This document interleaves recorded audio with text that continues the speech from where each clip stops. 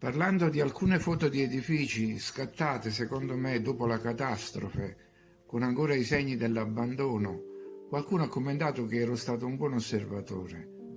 In realtà non lo sono stato completamente.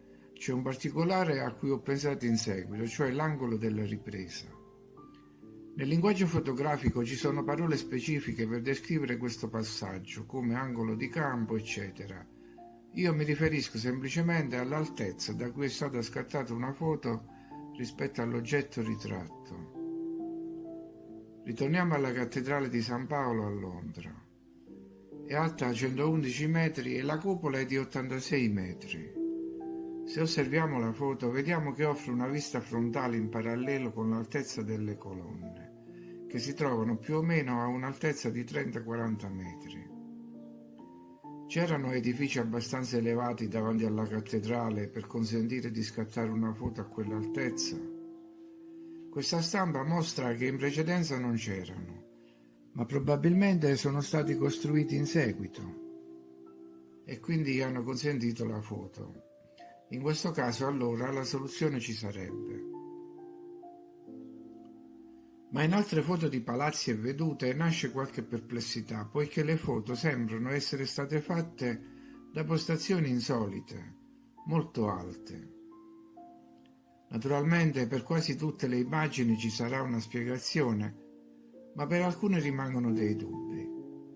Ricordiamo che spesso si tratta di foto del 1890 o dei primi anni del XX secolo, quando le macchine fotografiche e i fotografi operavano in questo modo e il teleobiettivo come lo conosciamo oggi non era ancora una prassi comune.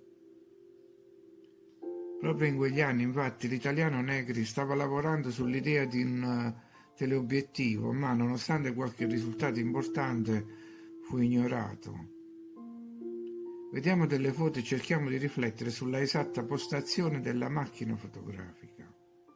Berlino, la macchina fotografica si dovrebbe trovare al centro del fiume, ma è ancora più alta del ponte, nel caso ci sia un altro ponte. Dresda, Altmarkt. La macchina fotografica dovrebbe essere sulle rotaie, sul marciapiedi. Stazione di Tula. La macchina fotografica dovrebbe essere proprio sui binari, ma più in alto del treno. Odessa, la scala porta al mare, ma la macchina fotografica si trova a una certa altezza, all'altezza della prima rampa di scale. Novgorod, Russia, 1865. Ci sono solo delle capanne. Bisogna ipotizzare un palazzo alto proprio sull'ansa del fiume. Blackpool, un palazzo sul molo. Toronto, King Street. Ci dovrebbe essere una macchina fotografica in una postazione alta sul marciapiedi, quasi sulla linea delle rotaie. Berlino, Altes Museum, una macchina fotografica di fronte su un edificio piuttosto alto, all'altezza del tetto, sul colonnato del museo. In questa serie di foto il punto di ripresa è piuttosto alto, ma si trova nell'acqua, quindi si deve ipotizzare una barca o una nave.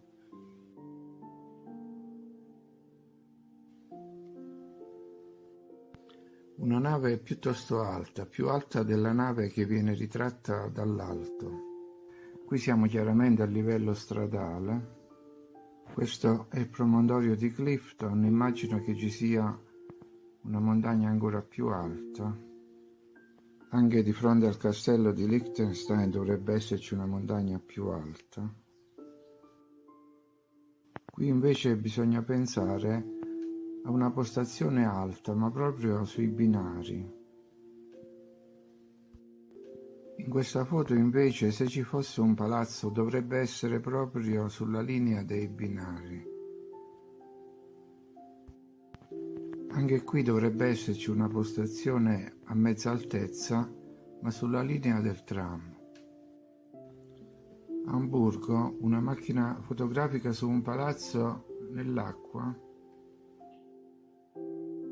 Palazzo sul lungomare. Una foto scattata dall'alto di una struttura al di qua del muro. È una foto moderna, probabilmente presa da un drone o un piccolo aereo.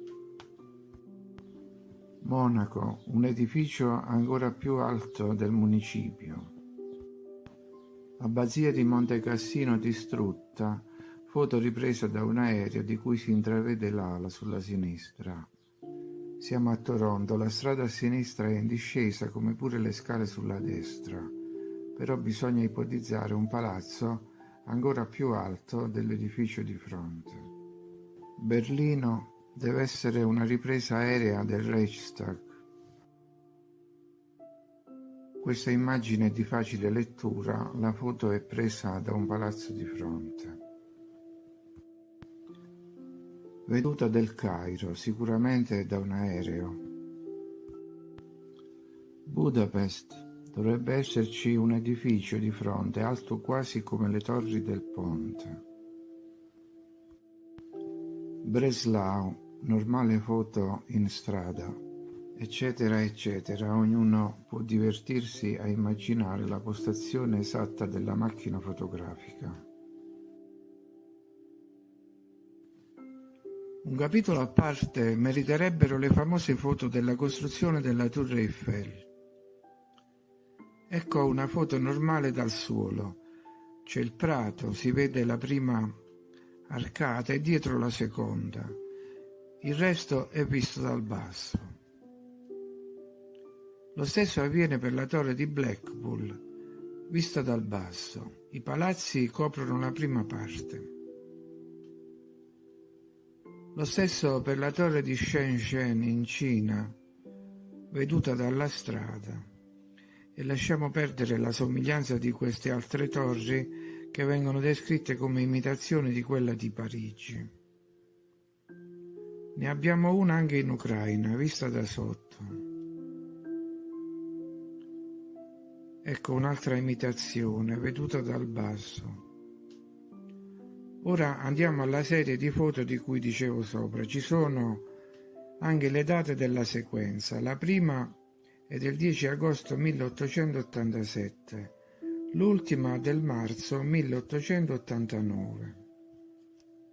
Prendiamone una intermedia, luglio 1888. È chiaramente una foto dall'alto. Ma dall'alto di che cosa? Se era la torre in costruzione, la struttura più alta. La foto mostra il primo livello in orizzontale.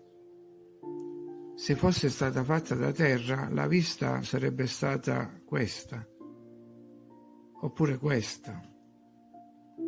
Invece abbiamo questa veduta all'altezza del primo livello, che si trova a 70-80 metri, da dove è stata scattata la foto.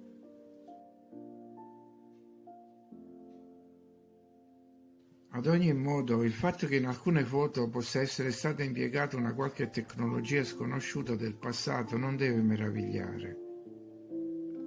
Ne sono una prova anche alcuni dipinti con particolari così precisi e nitidi che li fanno sembrare delle foto.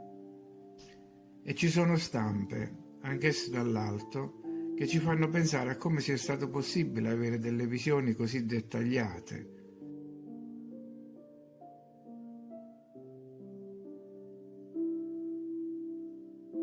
Come con Piranesi e il suo arco di Costantino, altezza 21 metri, come un palazzo di 6 o 7 piani. Come ha fatto a cogliere particolari così precisi a occhio nudo. Infine ci sono esempi di mappe molto precise.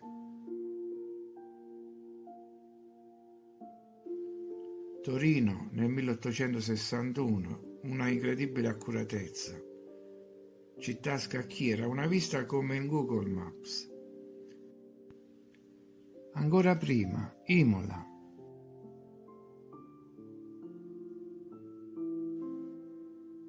Pianta di Roma al tempo di Settimio Severo.